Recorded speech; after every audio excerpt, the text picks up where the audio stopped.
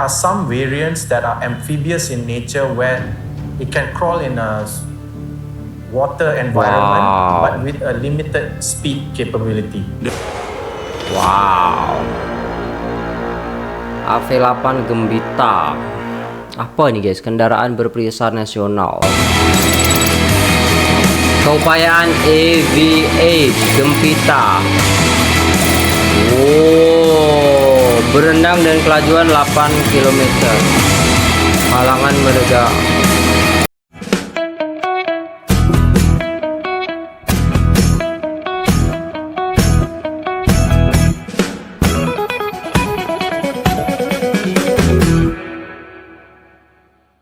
Assalamualaikum warahmatullahi wabarakatuh. Jumpa lagi dengan saya guys, Cak Mujib. Gimana kabar teman-teman semua? Semoga sehat selalu dalam lindungan Allah SWT.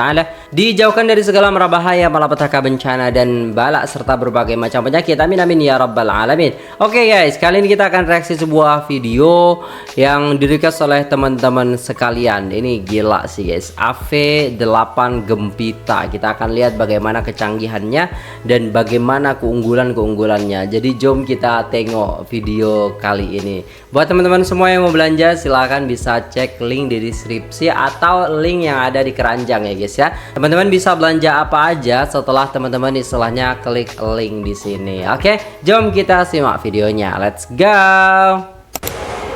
Wow.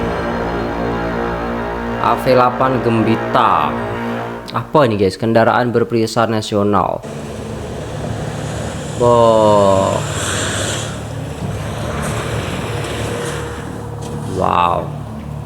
AV8 Gembita adalah kenderaan berperisai yang mampu bersaing dengan kenderaan-kenderaan berperisai luar negara.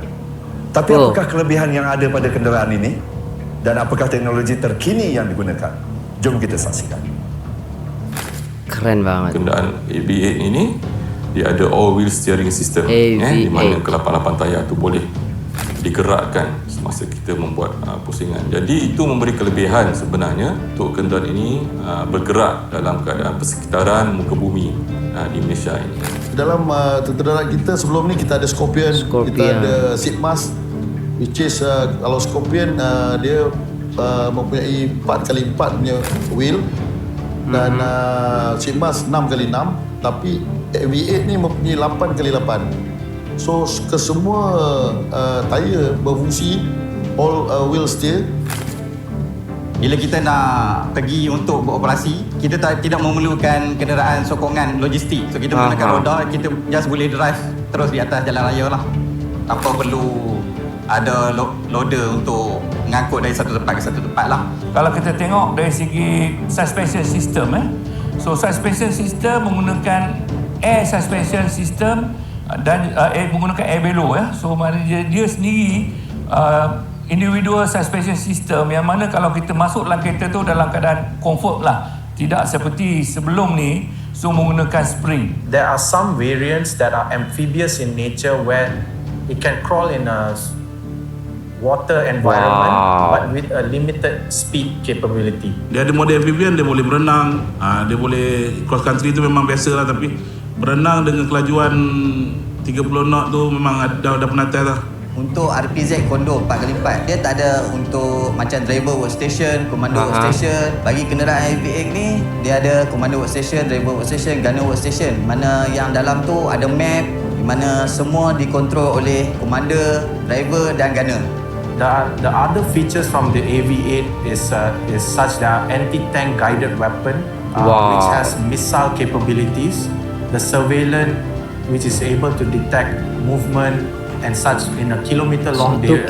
Gila. There's also infantry fighting vehicle or chemical, biological, radioactive vehicle that can handle natural disasters. Enjin yang digunakan tu adalah enjin industri.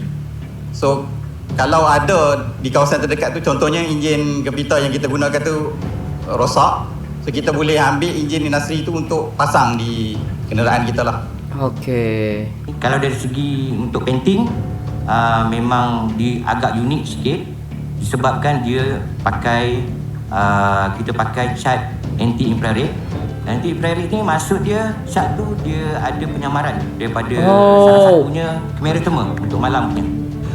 Jadi tidak terdeteksi gitu ya dengan alat infrared gitu kan, biasanya terdeteksi gitu ya guys ya dengan alat-alat yang ada infrarednya seperti itu, kayak apa namanya yang kacamata infrared dan lain sebagainya. Jadi tidak terdeteksi dengan gila. Keupayaan kenderaan Perisai 8x8 ini yang bercirikan mobility, perlindungan truk, komunikasi dan kuasa tembakan merupakan combat multiplier kepada formasi tentera darat. Selain daripada itu, kenderaan Perisai 8x8 ini yang berteknologi tinggi termasuk elemen perintah dan kawalan serta C4 ISRT akan membolehkan pemerintah formasi memiliki multiple options dalam atur gerak truk di medan pertempuran. AV8 Gempita dikatakan boleh digunakan di semua bentuk muka bumi. Betul ke? Wow. Keupayaan AV8 Gempita. Berenang dengan kelajuan 8 km. Halangan mereka. Wow. Gila. Canggih banget ya. Lihat tuh guys. Itunya shock breakernya itu. Gila banget. Dari proses idea sehingga ke penghasilan AV8 Gempita. Namun, seperti apapun dalam hidup ini sudah pasti, ada cabarannya tersendiri. Wow. Cabarannya memang banyaklah. Yang pertama sekali, untuk menyiapkan kemudahan ataupun fasiliti pada masa yang telah ditetapkan.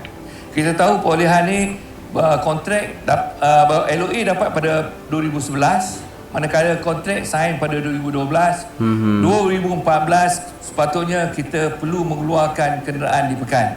Some of the challenges is to ensure that the parts reach Malaysia in the correct time, especially during the COVID-19 pandemic. The supply chain has been disrupted throughout the country. Kita lambat dapat peralatan daripada pihak berbekal luar negara lah. Contohnya macam untuk surveillance ni daripada Norway, kadang-kadang ada peralatan tu lambat sampai, tak lengkap. Itu ambil masa yang agak panjang lah untuk siapkan sebuah kenderaan tu lah. So maknanya lebih kurang 2 tahun juga dengan ada pandemik tu, kita memang bekerja pun dalam kekuatan yang terlalu limited lah. So walau mana pun, alhamdulillah kita dapat extension of time disebabkan oleh perkara tersebut lah. Cabaran yang kita hadapi lah untuk menyatukan kesemua pihak, sebab berbagai-bagai OEM ataupun supplier yang ada dalam satu bentuk bahasa yang cantik lah.